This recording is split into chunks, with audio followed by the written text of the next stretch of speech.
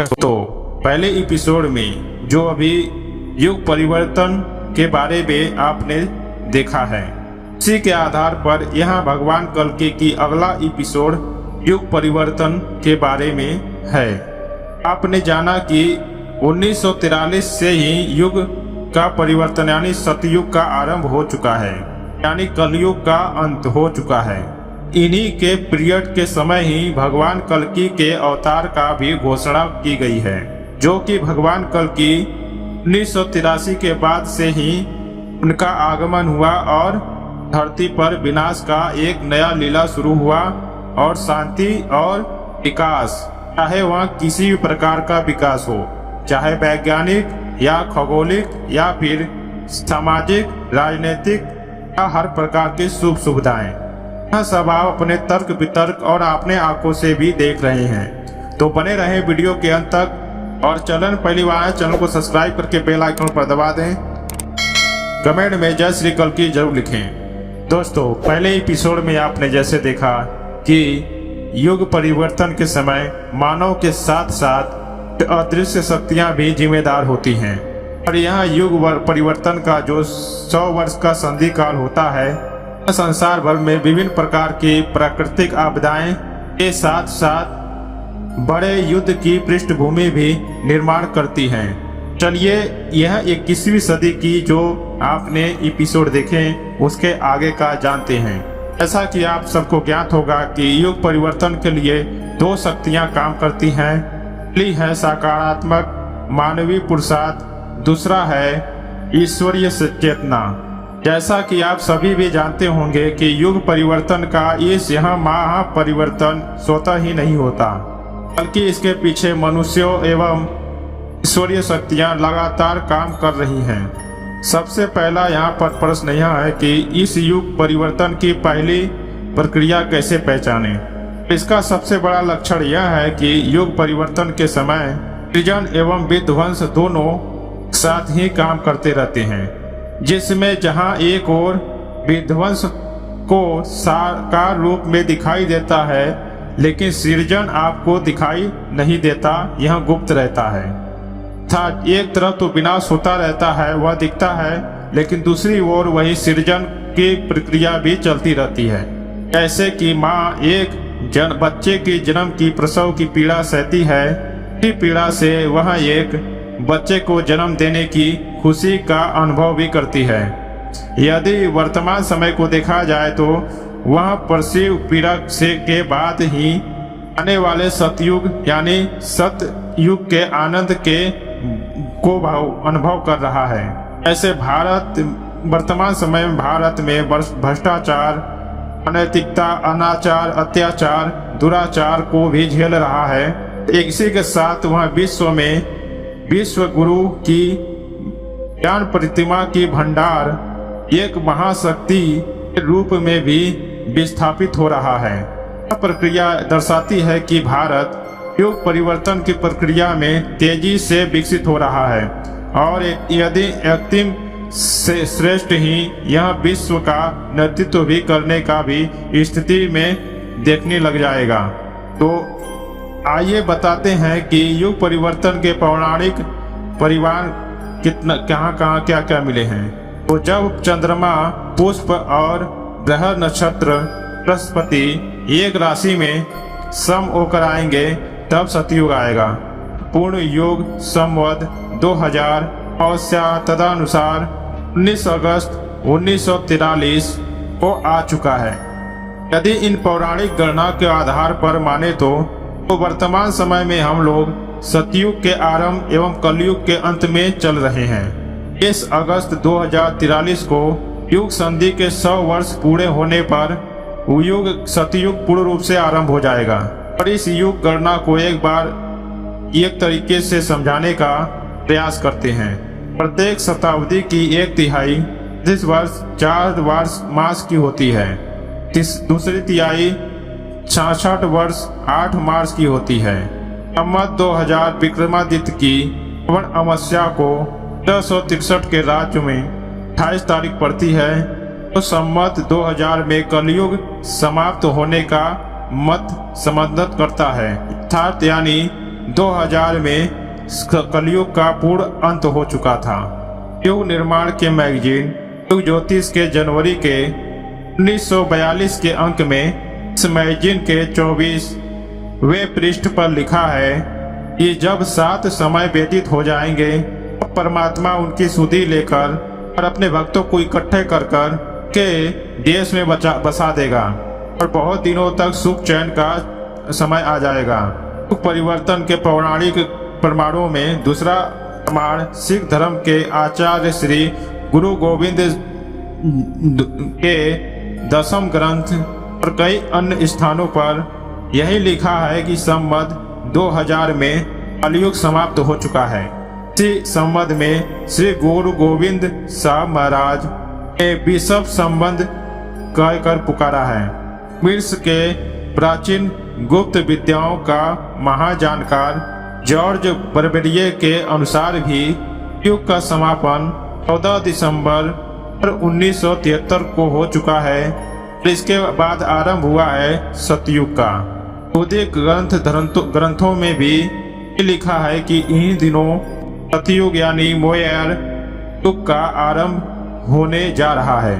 जगदम्बा पैगंबर के खलीफा माइस ने अपने पुस्तक तामस्य रामा में लिखा है, जब सूर्य चंद्रमा और बृहस्पति कर्क राशि पर आएंगे तो एक महान आत्मा प्रकट होगी और वह दुनिया भर में न्याय और शांति का संदेश लेकर आगे बढ़ेगा।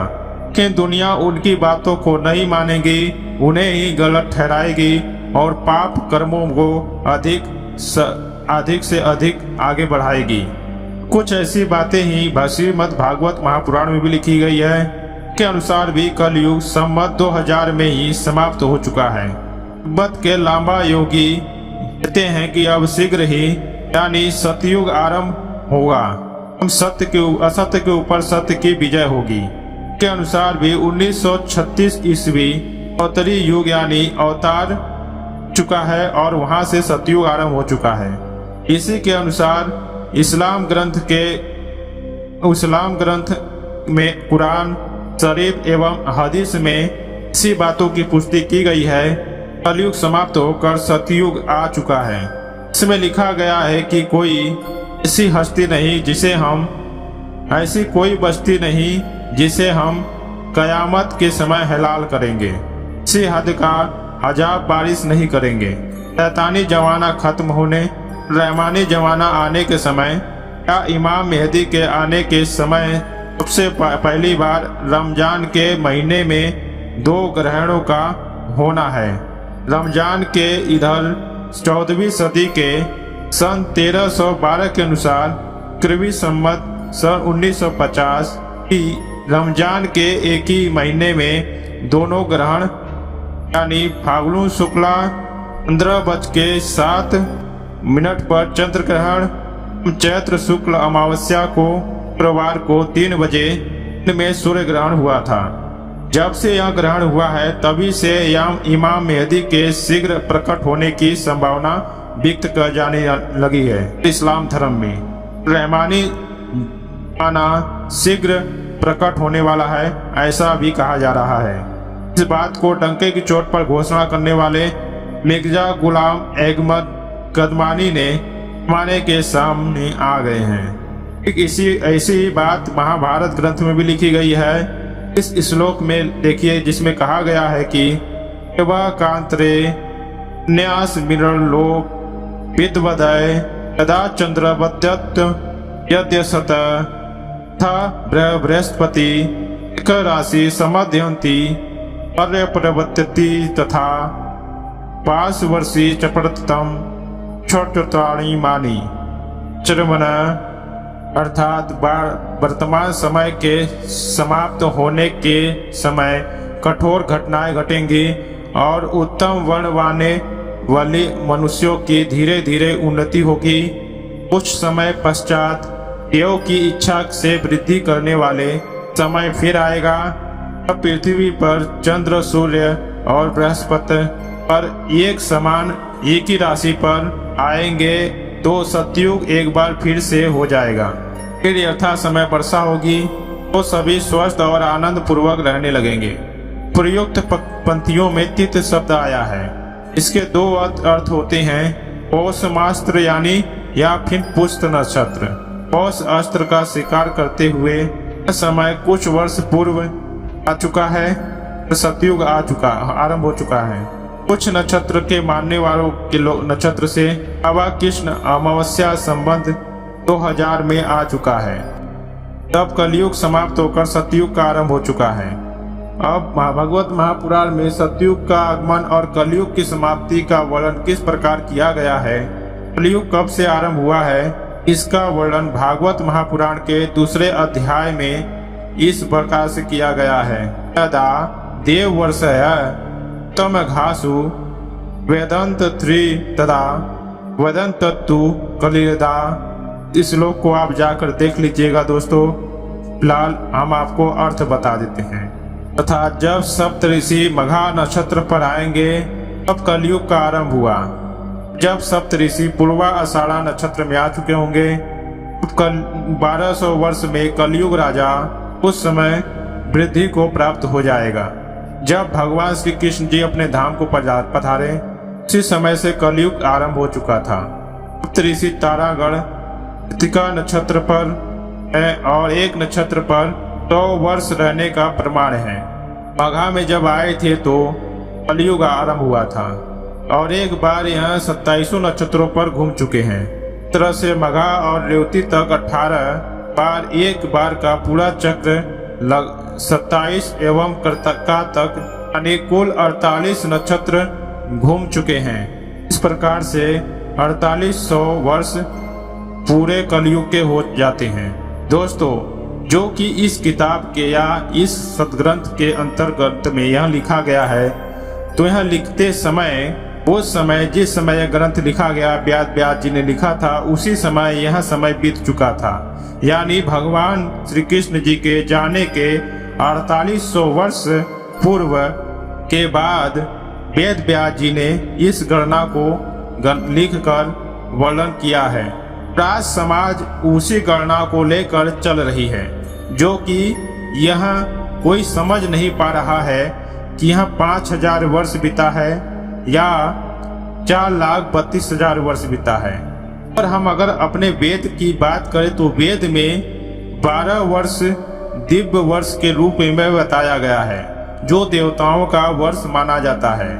और मनुष्य का वर्ष होता है 1200 वर्ष का, मनुष्य का वर्ष 4,32,000 वर्ष बताया गया है। ऐसे प्रमाण कई ग्रंथों में हमको देखने को मिलते हैं।